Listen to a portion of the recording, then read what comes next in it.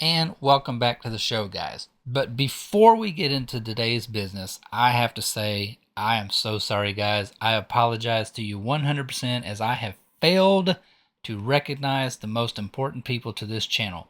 You fine folks out there, the subscribers. As you know, I try to recognize each and every one of you by name. As you can see, I keep a list of everybody that I get notifications for. Some of you I don't, but those of you that I do, I will absolutely write it down to make sure and mention you guys personally by name in here somewhere along the way. And I have slipped up and forgot to thank some of you guys, so I'm going to try to make up for it right now with the biggest apologies that I can absolutely have to you guys, the subscribers. You're the reason why we do this. You're the reason why we keep doing this channel the way we do it, is to share information, your encouragement, your positive feedback, just the time that you give to subscribe to the channel and take a few minutes out of your day to watch these videos that aren't the best in the world, but I try. But anyways, thank you guys so much. I wanted to be able to be sure and mention you.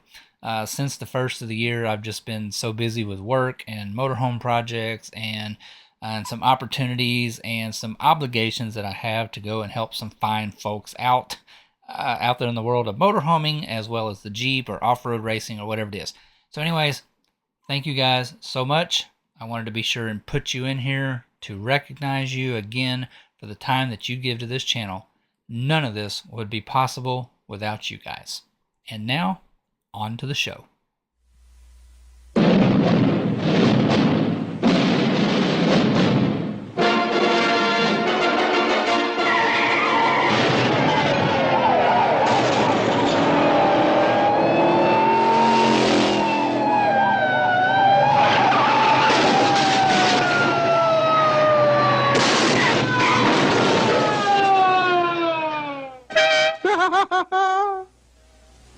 Alright guys, so when we last left off, we had determined, I believe, that the compressor was bad.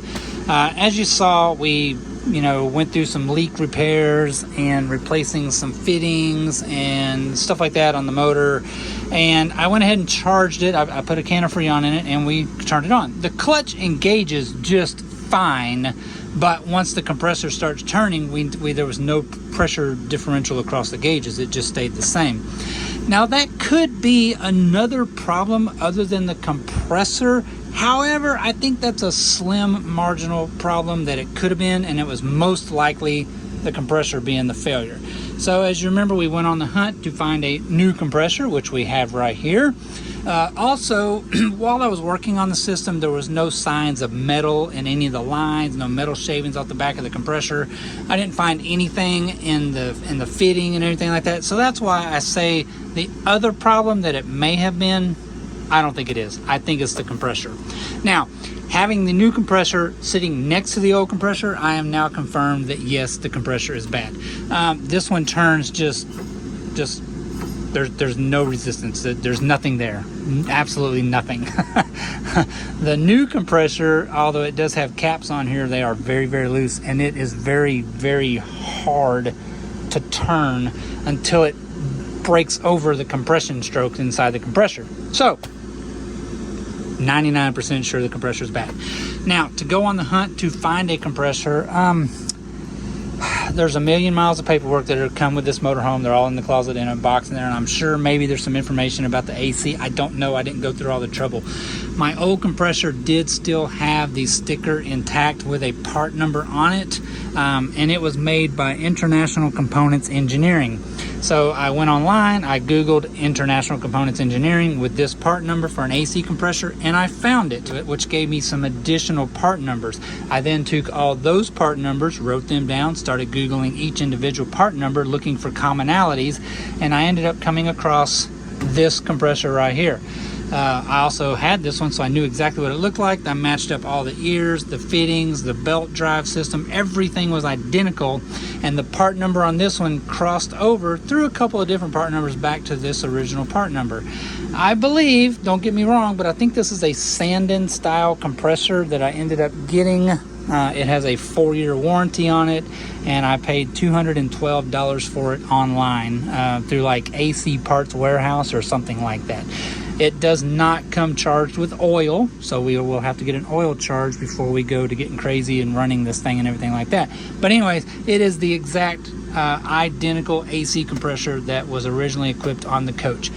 Single wire here, single wire. All right, the clutch is self-grounding, so all you have to do is energize this with 12 volts and blink, the clutch will engage once it's attached to the motor because it'll be grounded. So unfortunately, with having to replace the compressor, we did buy a few things that we are not going to need. Mainly, remember, we had to replace this. This is a new one. The compressor came with one. Albeit this one is billet and a much better quality than this one. We are not going to remove this because, like I say, this does have a 4-year warranty on it. So we're going to leave all the original components intact. We also did waste a can of Freon because we had to try to charge the system so we could even get the compressor to try to engage, which, like I say, the clutch does engage just fine. It works just fine, but there's no go inside here somewhere. There is not a core on this compressor. So we are going to take this one apart and we're going to look at it on the inside and see what we can find. The only thing that holds these together is some bolts right here that just run through the length of it. So we'll pull all the clutch and everything off it. We'll take it apart and we'll blow this thing up and see what we can see broke inside. I suspect that the initial drive shaft where it runs, it's like a plate style piston. It moves like this. I suspect that it's broke here in the front, so it's just not turning it. But anyways, there it is. Voila, new AC compressor. We're just going to stick it back on. It's very simple. It's just one through bolt, an adjuster, and a couple of things like that. Slip the belt on there, tension it up.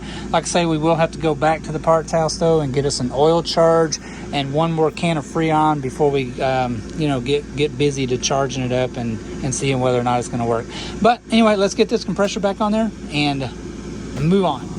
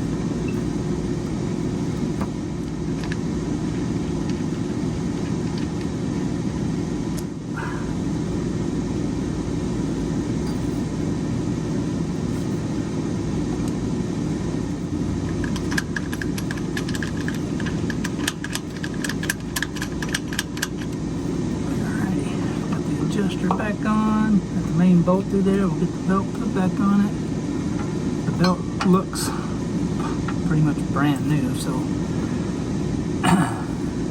it's super easy to change if we do have to end up changing it.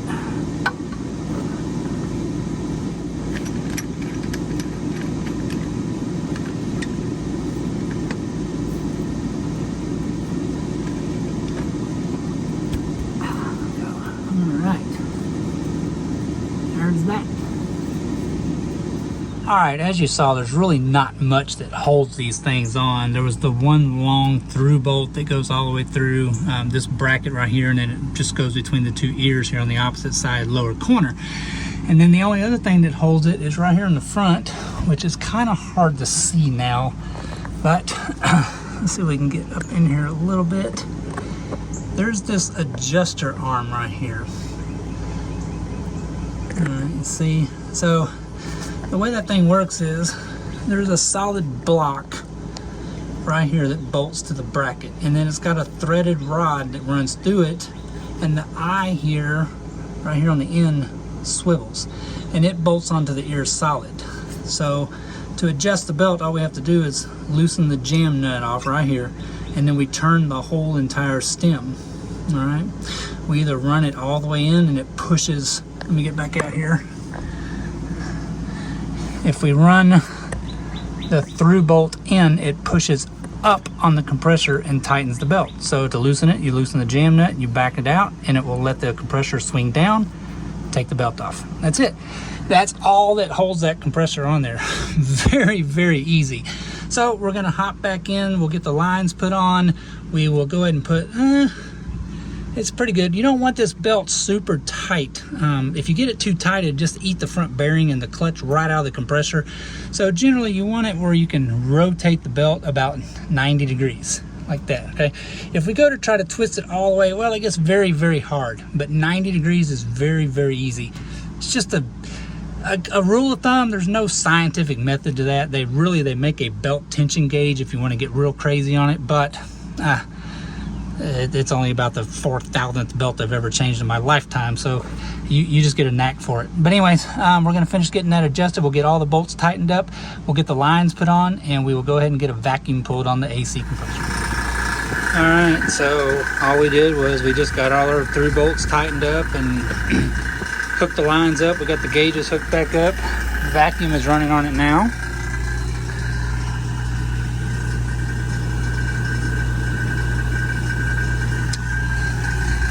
We'll only give it about 10 minutes and then we'll go ahead and shut it off just to let it sit, just to see if it does start leaking up. Because if it does start leaking, we know that the leak is right there. That's the only thing that we took loose and we were holding before. And if it holds for about 10 minutes, then we'll turn the vacuum pump back on and we'll let it go about 30 minutes just to be sure we get a good solid evacuation on it. And then we will see about getting it charged back up. The only thing I got to do is the original connector here for the clutch. The little fitting on there is different than what came on the AC compressor, but I've got those in a terminal box. So we'll change that out right quick while we're waiting on the vacuum, and we'll be right back.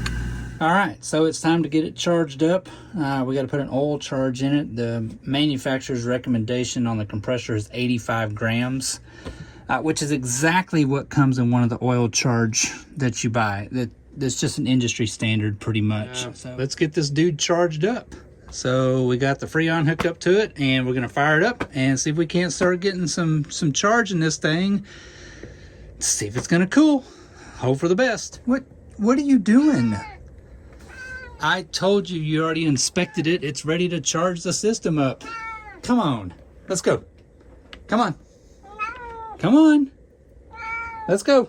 Come on. I'll tell you what, inspectors nowadays, man, you just cannot get a break from an inspector. Come on. Let's go. Come on. Come on. There's nothing to see back there. Let's go. Come on. Come on. Come on. Come on. Riley, come on, let's go.